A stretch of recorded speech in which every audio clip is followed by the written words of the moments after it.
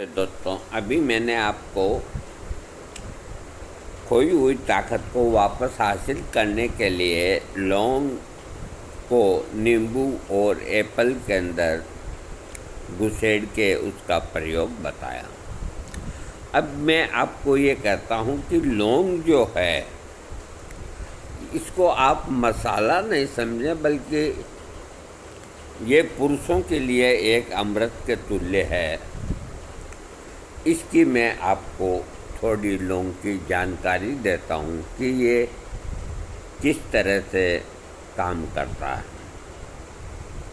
दांत दर्द और सांस की बदबू से लौंग मुक्ति दिखाती है, ये तो हम सब जानते हैं। फिर भी अगर आपको लगता है कि किचन में इस्तेमाल की जाने वाली लौंग सिर्फ एक मसाला है, तो आप पूरी तरह गलत हैं, क्योंकि आपको इसके औषधीय गुण और उन गुणों का खास पुरुषों पर असर जानकर आपको आश्चर्य होगा। खास पुरुषों की कई समस्याओं का समाधान लौंग।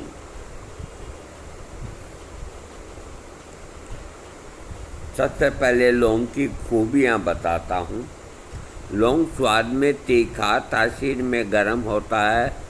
दांत दर्द, मुंह में बदबू, सांस से संबंधित दिक्कत और गले में खराश होने पर लौंग खास फायदा पहुंचाता है।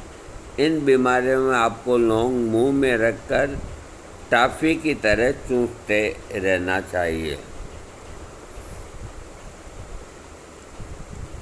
लौंग के अंदर क्या होता है? लौंग खाने से हमें विटामिन बी के कई प्रकार और पोषण मिलते हैं, जैसे vitamin B1, B2, B4, B6, B9 और विटामिन सी तथा बीटा कैरोटीन जैसे तत्व होते हैं। साथ ही विटामिन के, प्रोटीन, कार्बोहाइड्रेट जैसे कई तत्व हमें लौंग से प्राप्त होते हैं। कहा जाता है कि लौंग में करीब 30% फाइबर होता है। इन खूबियों के चलते लौंग खासकर सर्दियों में हमें कई बीमारियों से बचाते हैं।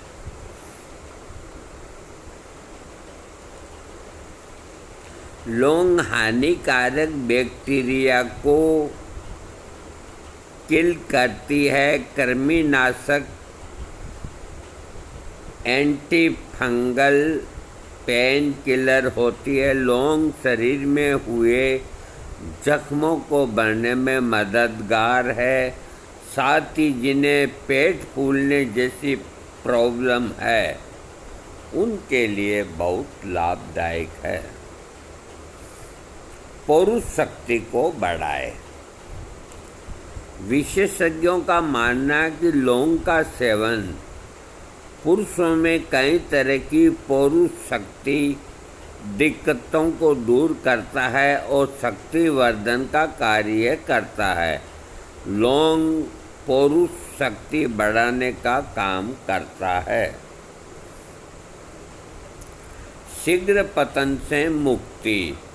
लौंग का नियमानुसार नियमित सेवन शीघ्र पतन जैसी दिक्कतों से पुरुषों को मुक्ति दिलाता है, जिससे आपकी सेक्सुअल लाइफ अच्छी होती है और आपके रिश्तों में गर्माहट बनी रहती है। स्पर्म काउंट को लौंग बढ़ाता है।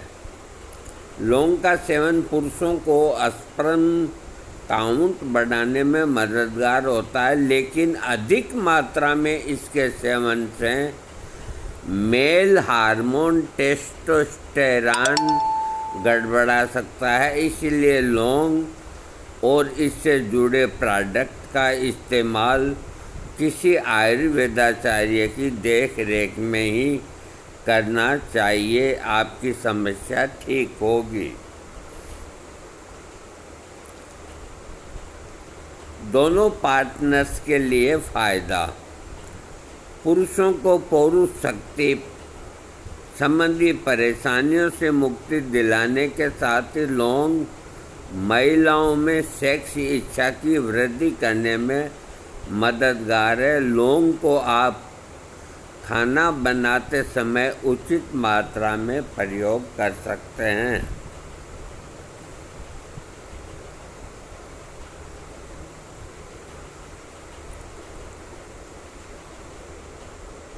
ये लौंग की एक बहुत ताकत है। मैं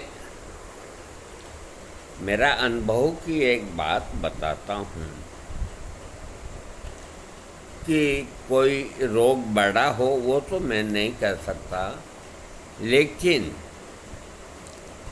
अगर आपको खांसी चलती है और रात को भी खांसी परेशान करती है तो दिन तो निकल जाता है। रात को बैठे बैठे खांसते खांसते बहुत परेशानी आती है। आजू बाजू वाले तो सोते रहते हैं, अपन खांसते रहते हैं।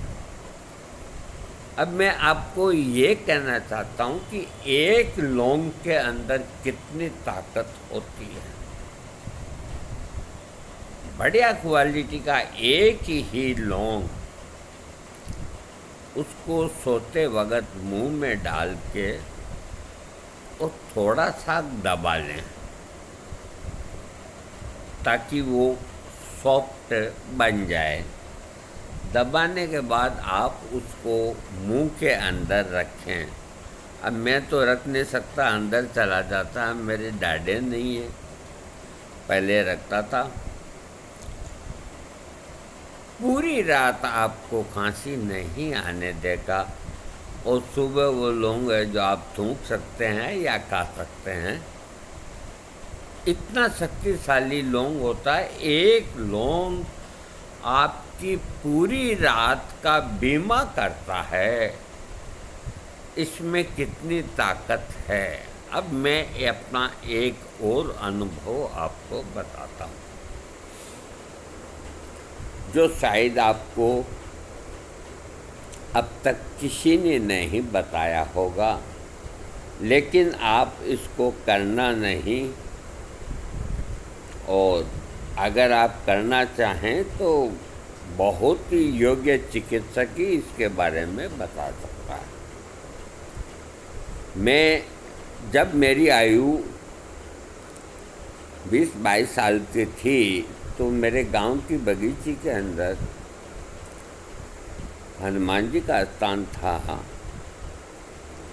घनश्याम बाबा बोल करके एक संत रहा करते थे। तो वो अपनी यौन अवस्था के अंदर हमारे बड़े भाई और बताते थे,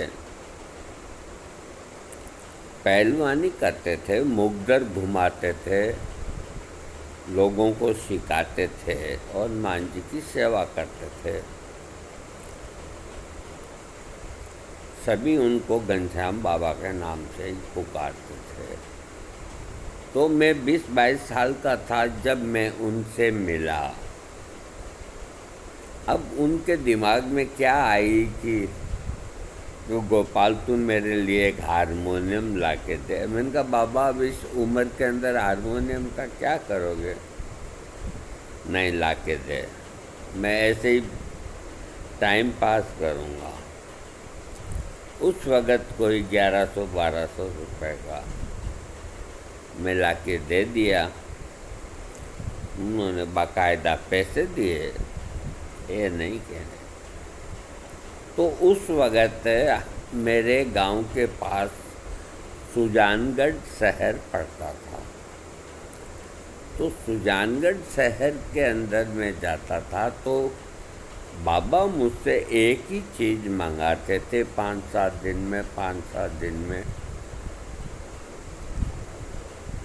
100 ग्राम लौंग। मैंने कहा बाबा इतने लौंग का क्या करोगे? तो तू ले आ। तो उस वक़्त, अब तो मैं समझता हूँ कि उल्टी व्यवस्था खराब हो गई, पहले व्यवस्था अच्छी थी। तो उस वक़्त प्रत्येक शहर के अंदर उपभोक्ता भंडार हुआ करते थे, अभी का मुझे पता नहीं। तो वहाँ एक आदमी बैठा करता था और खास खास खाने पीने की ज़रूरी चीज़ें वो सही रेट में देते थे। तो वहाँ बैठने वाला एक अग्रवाल जो मेरा मित्र था, तो मैं उसी के पास जाता था। बाज़ार में ज़्यादा महंगे आएंगे लौंग, तो मैंने कहा बढ़िया लौंग है जो 100 ग्राम दे दे। 100 ग्राम का क्या करेगा, मैंने कहा दे दे, कोई संत ने मंगाए। तो ये मोटे मोटे काले काले लौंग, आहा, अब तो वो क्वालिटी देखने को नहीं मिलती। तो मैं 100 ग्राम लौंग ला करके और बाबा को दे करके आ जाता। फिर 5-7 दिन में फिर मंगाते, फिर 5-7 दिन में फिर मंगाते, पैसे देते नगद।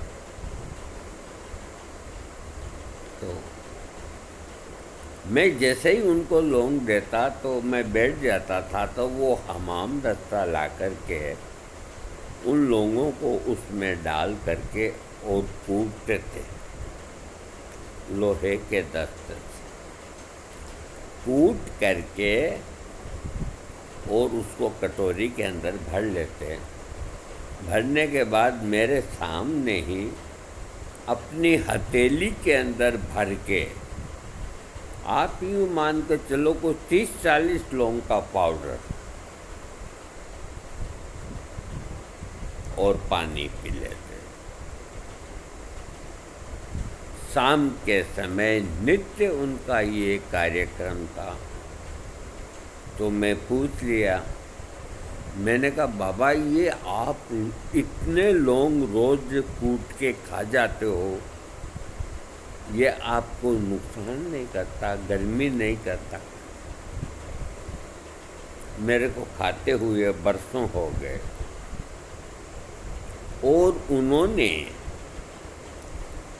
उनकी कूप जरूर निकल आई, लेकिन वो पैदल शहर में गांव में आते, अखबार पढ़ के वापस बगीचे चले जाते।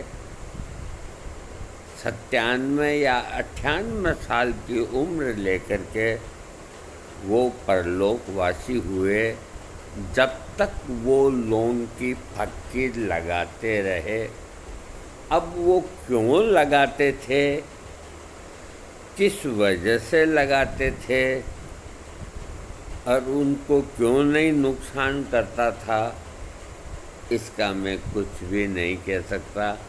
और ये बात अभी लौंग की चल पड़ी, इसलिए मैंने आपको बताई है। तो इससे ये तो साबित हो गया कि 2-4 लौंग अगर खा लें तो कोई गरम नहीं करेंगे। लोगों को वहम रहता है कि लौंग गरम करते हैं। मैं उनको देख के कह रहा हूँ कि उस हिसाब से तो गरम नहीं करते, लेकिन देखो वो साधु संत हैं, उनका मैं क्या बताऊँ। लेकिन उनका डेली ये लौंग खाते थे। अगर किसी को इस प्रयोग के बारे में जानकारी हो कि वो क्यों खाते थे, किस लिए खाते थे, उससे क्या लाभ होते थे, तो वो ज़रूर कमेंट्स में लिखें, मैं स्वागत करूँगा। थैंक